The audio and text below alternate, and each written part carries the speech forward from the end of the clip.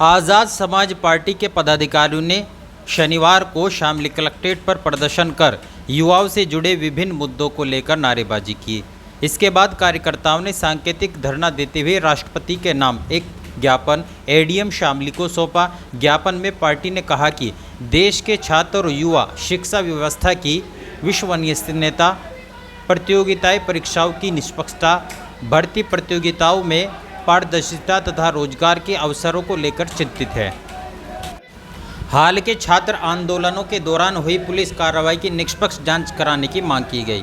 Party ने केंद्रीय शिक्षा मंत्री धर्मेंद्र प्रधान से नैतिक जिम्मेदारी लेते हुए इस्तीफा देने, पेपर लीक की घटनाओं से प्रभावित परिवारों को आर्थिक सहायता देने, संसद में पेपर लीक और छात्र आंदोलनों के मुद्दे पर चर्चा कराने और आंदोलन में शामिल छात्रों के खिलाफ दंडात्मक कार्रवाई न किए जाने की मांग उठाई। साथ ही शिक्षा माफिया और पेपर लीक गिरोह के विरुद्ध कठोर कार्रवाई और जौहर यूनिवर्सिटी रामपुर पर प्रस्तावित बुलडोजर कार्रवाई को रोकने की मांग की। ज्ञापन में छात्रों के साथ कथित अभद्रता, पुलिस कार्रवाई, सादी वर्दी में मौजूद पुलिसकर्मियों की पहचान, आंसू गैस के गोले, प्रदर्शन स्थल पर हुई घटनाओं तथा पुलिसकर्मियों द्वारा कथित रूप से कीलों वाली लाठियों के प्रयोग किए जाने की भी निष्पक्ष जाँच कराने की मांग की है। सर, अभी आप लोगों को अवगत होगा, पिछले 20 तारीख को इस देश के अंदर छात्रों के ऊपर पीसफुल जो प्रोटेस्ट हो रहा था जंतर मंतर के ऊपर, उसके ऊपर किस तरीके से बर्बरता से लाठियां भाजी गई, ये सीधा सीधा लोकतंत्र की हत्या है और भीम आर्मी आज़ाद समाज पार्टी इसका कड़े शब्दों में निंदा करती है। हमारे नेता एडवोकेट चंद्रशेखर आज़ाद जी, भीम आर्मी राष्ट्रीय अध्यक्ष माननीय विनय रतन सिंह जी के आह्वान पर हम लोग 25 तारीख पे जिलाधिकारी महोदय के ऑफिस पर राष्ट्रपति महोदय के नाम जिलाधिकारी को हमने ज्ञापन सौंपा और उसके बाद जो हमारी मांगे थी, धर्मेंद्र प्रधान इस्तीफा दें, उसके पहले बात नहीं होगी।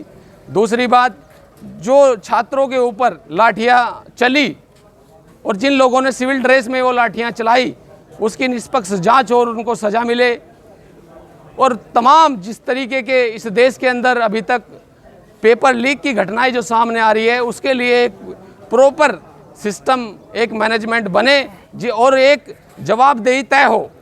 मैं पहली बार इस देश के अंदर ये देख रहा हूँ कि कोई मंत्री अपनी नैतिकता के आधार पर रिजाइन नहीं कर पा रहा है, तो ये कितनी तानाशाही है। इसी के विरोध में हमारा ये आज का प्रोटेस्ट था।